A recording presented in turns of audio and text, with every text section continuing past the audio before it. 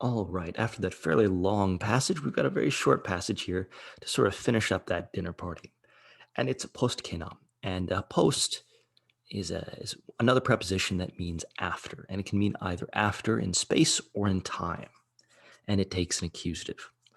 So, postquam caecilius rem explicavit omnes amici tacebant.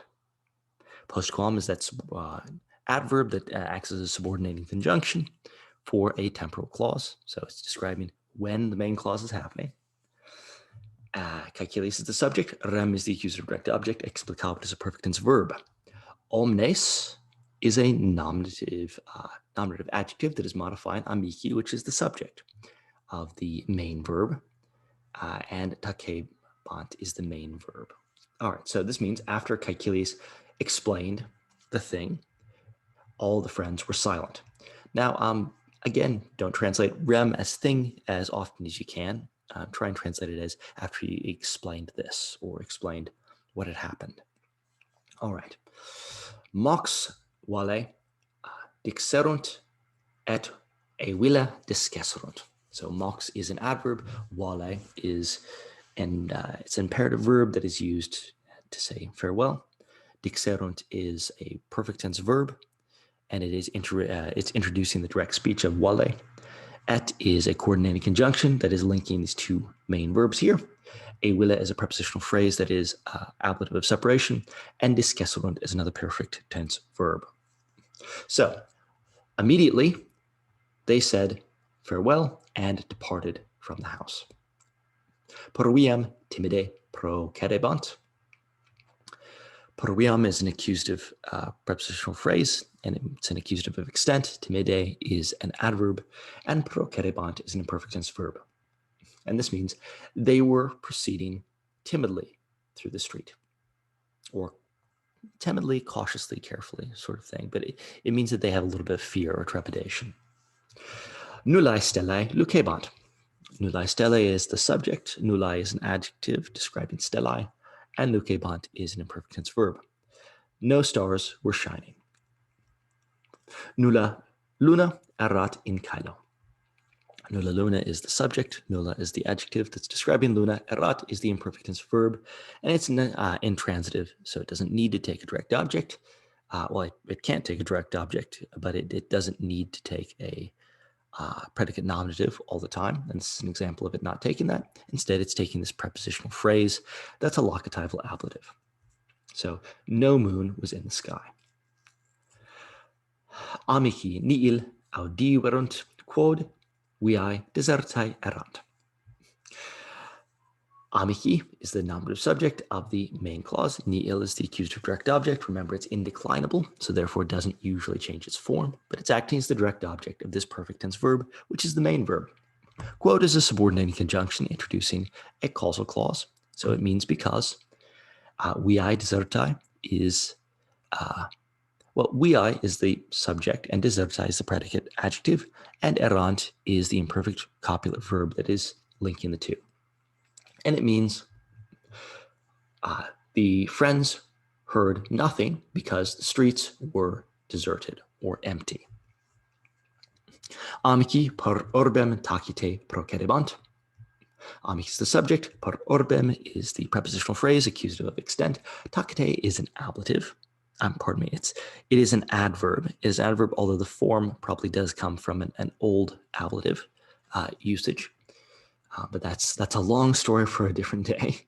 And procerebant is an imperfect tense verb. So this means the friends were proceeding quietly through the city. All right. Quod umbram timebant. Quod is a subordinating conjunction introducing a subordinate causal clause. Again, an adverbial causal clause. Umbram is the accusative direct object of this subordinate verb, which is imperfect. So the friends were quietly proceeding through the city because they were afraid of a ghost or the ghost. Subito, feles, ululavit. Subito is an adverb. Feles is a nominative subject, and ululavit is a perfect tense verb. Suddenly, a cat howled. Amici, valde timebant. Nominative subject, adverb, imperfect tense verb. The friends were greatly afraid. Omnes per orbem parteriti ruerunt. Now this is interesting because omnes is, technically speaking, it's an adjective, but it's being used as the subject right here without any noun. So this is called, it's a substantive use of the adjective, and it means everyone. Per orbem is an accusative of extent, prepositional phrase. Parteriti is an adjective that is describing omnes, since omnes is being used as the noun. But really, reasonably speaking, it should be translated as an adverb, or maybe put in apposition to omnes. And ruerunt is a perfect tense verb. It means rushed. So everyone rushed through the city, terrified, is the best way to translate this. Quod de vita disperabant. Because it's a subordinating conjunction introducing a causal clause. Because disperabant, imperfect tense verb, and then de vita it's an ablative prepositional phrase, and it's a bit odd because we're used to de meaning from, but it's a little bit different. It's an orientational use, but it's an orientation that's more theoretical or metaphorical. It means about, in the sense of not physically about something, but more they are worried about their life. So let's translate this all together, and you'll see what I mean.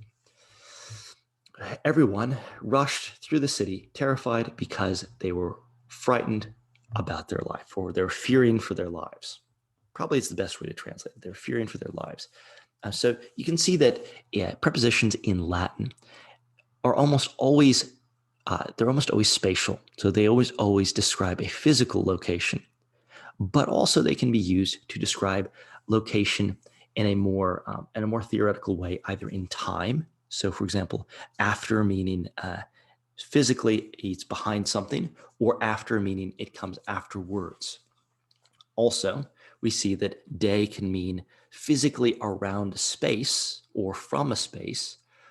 It can also mean that you're thinking around a specific topic or about a specific topic.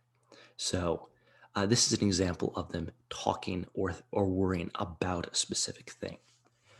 All right. Well, you'll get used to that. It's very natural in English, and it's also very natural in Latin, but sometimes you have to get used to it. All right. Clamorum mirabilem fecerunt. Clamorum mirabilem is the accusative direct object. Mirabilem is the adjective describing clamorum, and fecerunt is a perfect tense verb. They made a astonishing clamor. And remember how I said that perfect tense verbs can change their stem completely? And fecerunt is an example of that ablaut vowel shift. So the present tense stem is FAC, FAC, and the perfect tense stem is going to be FEC, FEC. So this is an example that not always do you have perfect stems being formed just by adding a V or an S. Multi Pompiani erat soliciti, quod clamorum audiverunt. Multi Pompiani is the subject. Multi is the adjective describing Pompiani. Erat is an imperfect tense verb that's copulated, which is taking this predicate adjective, soliciti. Quod is introducing a causal clause, which is adverbial and subordinate, meaning because, and clamorum is the accusative direct object of the subordinate clause, and audiverunt is the perfect tense verb of that subordinate clause. So many Pompeians were worried because they heard the clamor. Last sentence, Caecilius tamen clamorum non audivit, quod in cubiculo dormiebat. So Caecilius is the nominative subject, tamen is an adverb, clamorum is the accusative direct object, non is an adverb, negating audivit, which is the perfect tense main verb. Quod is a subordinating conjunction introducing an adverbial causal clause. It means because. In cubiculo is a prepositional phrase that is locatival, and dormiebat is an imperfect tense verb. Therefore, this means Caecilius, however, did not hear the clamor because he was sleeping in his bedroom. We'll add that his as a possessive pronoun in English to make it flow better. All right, that is that. I will see you in the next video.